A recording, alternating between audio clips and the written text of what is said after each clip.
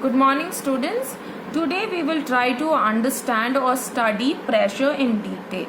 Last class I had told you pressure is nothing but force experienced by an object per unit area. Now when the area is less, the pressure felt is more and vice versa. So if area is less, okay, what happens? The pressure what is felt by that object will also be more. If the area is broad, then the pressure that is felt will be less. Remember this. Based on this, to understand this particular statement, there's this activity. Activity 2, to observe the relationship between pressure and the area on which it acts. Stand on the bed and ask your friend to observe how much it gets pressed down. Now lie down straight on the bed and again ask your friend to observe how much it is pressurized down. So in this activity, the first step is you need to stand on the bed and ask any one of your friend to see how the bed gets pressed down. Now lie straight on the bed and ask your friend to see how much it gets pressed down. What will be the observation? Now the area on which you are standing, it will be pressed down more when compared to the area when you are lying down. When you are lying down, what is happening is what is happening, your weight is getting equally distributed when you are lying down on the bed. But when you are standing, all your weight is acting only on your feet, and when you lie on your bed, the weight gets equally distributed, which has a larger area compared to feet. So by this experiment or a simple activity, we will get to know that if the area is small, the pressure that is experienced is high, but when the area increases, the pressure that is experienced by an object will also be less. Now eraser, we are trying to cut it using a blunt side of a knife. So blunt side of a knife has more area and the pressure or the force experienced by the eraser will be less. Whereas a sharp side of a knife has a less area. The pressure experienced by the eraser will be more. So it becomes easier for us to cut, and with less force we are able to cut the eraser with the help of the sharp side of the knife. So pressure increases when the area on it reduces and vice versa. So the simple words, once again they are trying to say that the pressure is increasing when the area is reducing. Explain why those women who carry mud pots filled with water on their heads keep a round piece of cloth over the head. Now why do they keep it? They are trying to increase the area. They are trying to increase the surface area so that the weight gets equally distributed.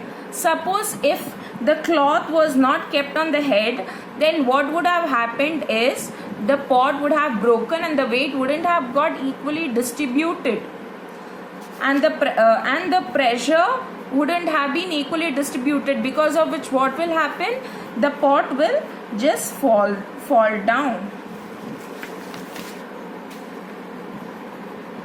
Units of pressure. The SI system, force is measured in Newton. So force, it is measured in Newton and area is measured in square meter. So we see that the area we use square meter, m square. The SI unit of pressure is Pascal.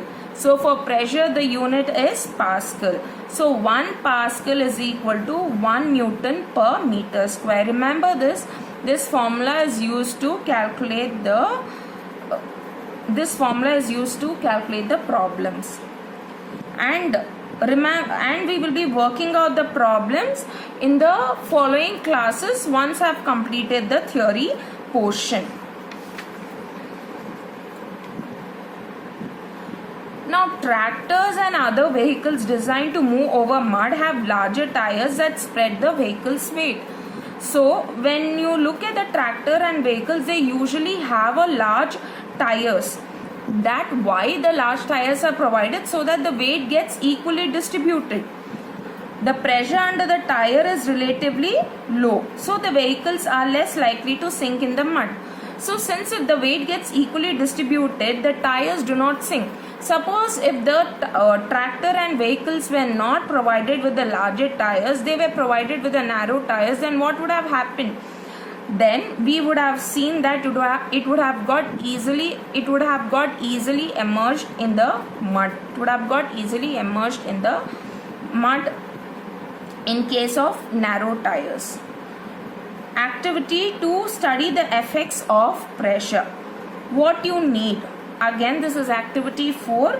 You need 3 pieces of foam. Foam over here is nothing but thermocol, and 6 bricks are required. Method: mark the pieces of foam as A, B and C.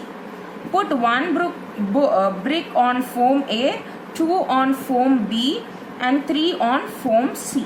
Notice the extent to which the foam gets squashed.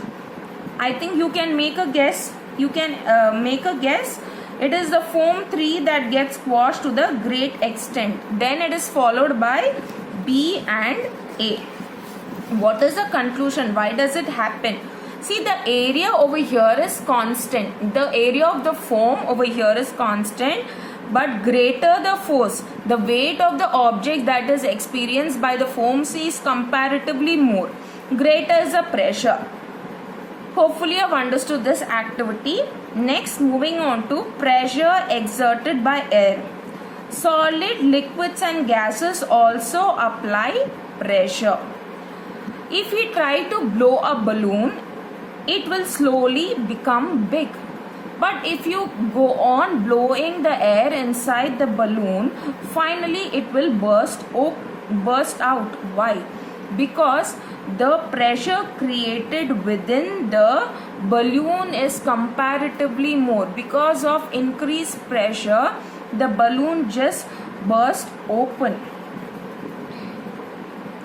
The pressure applied by atmospheric gases on various objects on the earth is called atmospheric pressure. So what is atmospheric pressure? For 1 mark, if they ask you, it is nothing but it is a pressure that is experienced by atmospheric gases on various applied by atmospheric gases on various objects of the earth. This atmospheric pressure at sea level is called normal pressure or standard pressure. So at sea level, this atmospheric pressure is called as a standard pressure or normal pressure. It is 100 kilopascal. Now, atmospheric pressure exerts pressure on a body in an inward direction. This point is important. And blood pressure exerts force or pressure in an outward direction. So the pressure balances each other. But in case, what happens if the atmospheric pressure increases or decreases? However, if you go to a high altitude, the atmospheric pressure decreases. Sometimes atmospheric pressure drops suddenly, but the blood pressure remains the same, and at times it becomes more than the atmospheric pressure. Due to this, many people experience bleeding through the nose or ears because their blood vessels rupture. Now, what happens if the pressure drops, either atmospheric pressure or the blood pressure? Because here the blood vessel just burst out and the bleeding is experienced through the nose or the ears. The instrument which is used to measure the atmospheric pressure is called barometer. So barometer is an instrument used to measure the atmospheric pressure. Activity 5. Here we are taking a tumbler. We are filling this tumbler with water. And we are taking a cardboard or a chart paper and putting right on top of the tumbler. Then hold the cardboard and tilt the tumbler. Don't leave the cardboard. Tightly hold the cardboard and then tilt the tumbler. What do you see? Can you look at this diagram? The water will not gush out. The cardboard is holding the water. because atmosphere is exerting the pressure on the cardboard. That's why the cardboard is not falling. So this is an experiment to study the pressure that is applied, atmospheric pressure that is applied on this particular tumbler. You can carry out this particular activity in your home also.